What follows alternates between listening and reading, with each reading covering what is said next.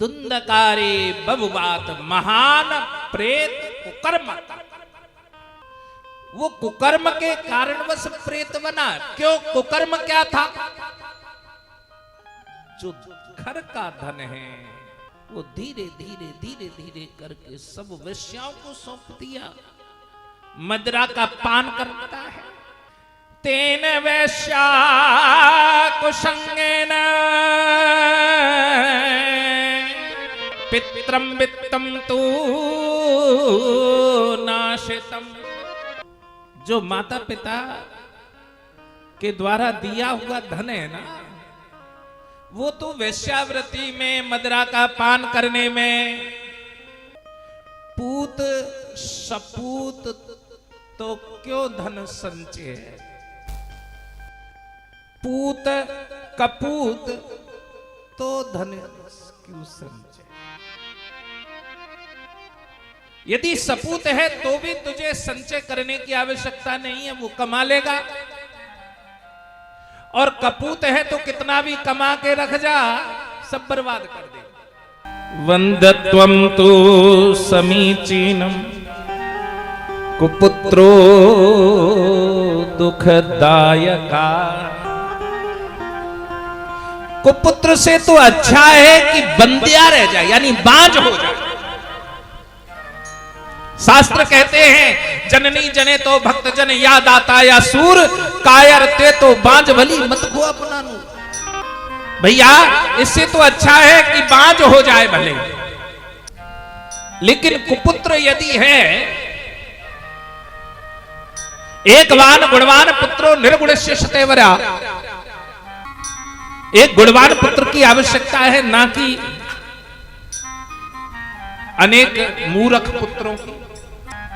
क्वातिष्ठामि क्वा गच्छामि को में दुख व्यपोह।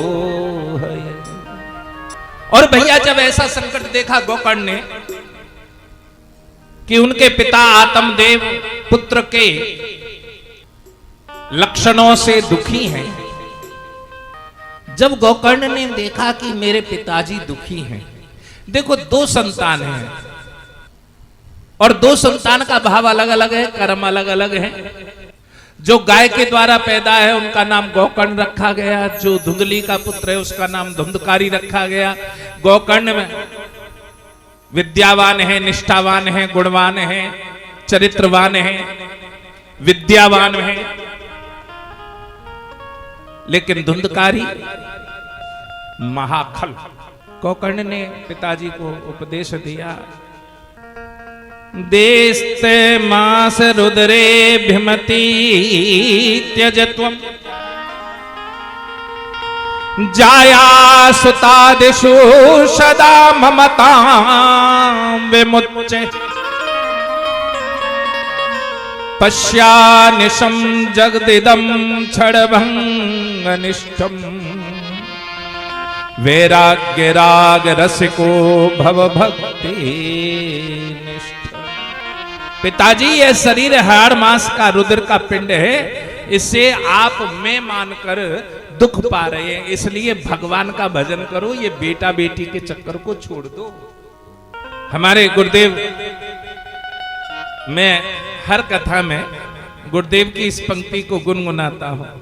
गुरुदेव स्पष्ट बोलते थे, अरे हम ना है काहू के हमारो ना है कोई, हम काहू के ना। हम ना है काहू के हमारो ना है कोई, हम काहू के ना। हम ना है काहू के हमारो ना है कोई, हम काहू के ना। हम ना है काहू के हमारो ना है कोई, हम काहू के ना। हम ना है काहू के हमारो ना है कोई, हम काहू के ना। मात कह रे बेटा मेरा रे मेरा, मात कहे रे बेटा मेरा रे मेरा। मात कह रे बेटा मेरा रे मेरा। मात कहे रे बेटा मेरा रे मेरा। हम मनवा के बिना हम नाय काहू के हमारो नाय कोई हम काहू के ना हम नाय काहू के हमारो नाय कोई हम काहू के ना। उन्होंने बड़ा स्पष्ट कहा कि स्त्री और पुत्रादि को कभी अपना मत मानो। पुत्र कब तक तुमसे स्नेह करेगा? धन दोगे तो स्नेह करेगा। संपत्ति के बंटवारे में थोड़ी सी ऊंच नीच कर दो, वही पुत्र तुम्हें गाली देगा। पत्नी यदि घर में थोड़ा सा अभाव हो जाए किसी व्यवस्था में, तो वो भी मुंह फुला लेती है। मरना तो केवल पुरुष का होता है, उसे हर स्थिति और परिस्थिति को झेलना होता है, और फिर भी कह देते हैं तुमने किया क्या है।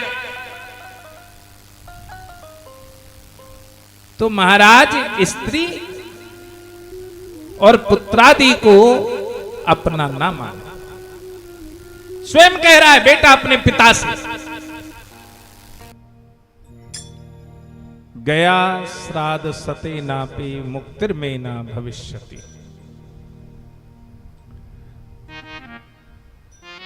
जिसने माता पिता का अनादर किया वो प्रेत बना, और गया में एक बार नहीं 100 बार श्राद्ध किया, लेकिन उसकी मुक्ति नहीं हुई। मुक्ति क्यों नहीं हुई? पहले कारण क्या है? गया में जो श्राद्ध होता है वो 100 गोत्र होता है।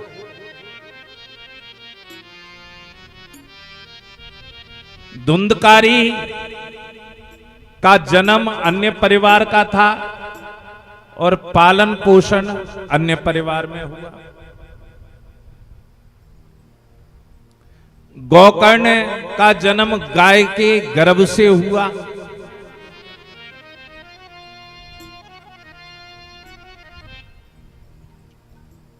अब मुक्ति कैसे हो?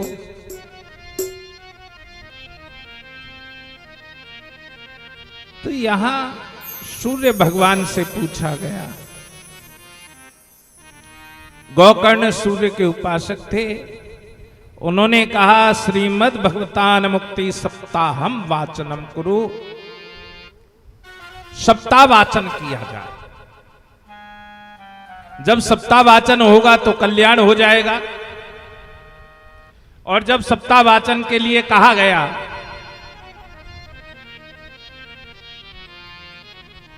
तो यहां उस प्रेत को कोई स्थान नहीं मिला। कथा में एक हरा बांस लगा हुआ है और उसकी जड़ में आकर बैठ गया। 7 दिन तक निरंतर कथा सुनता है, और जो ग्रंथि हैं सप्त ग्रंथि युतम तत्रा पश्यत कीचक मुक्षितम, उसकी 7 गांठ खुल गई। कथा श्रवण करने से धन्या भागवती वार्ता प्रेत पीड़ा विनाशिनी। ये जो श्रीमद् भागवत कथा है ये प्रेत पीड़ा का भी विनाश कर सकती है।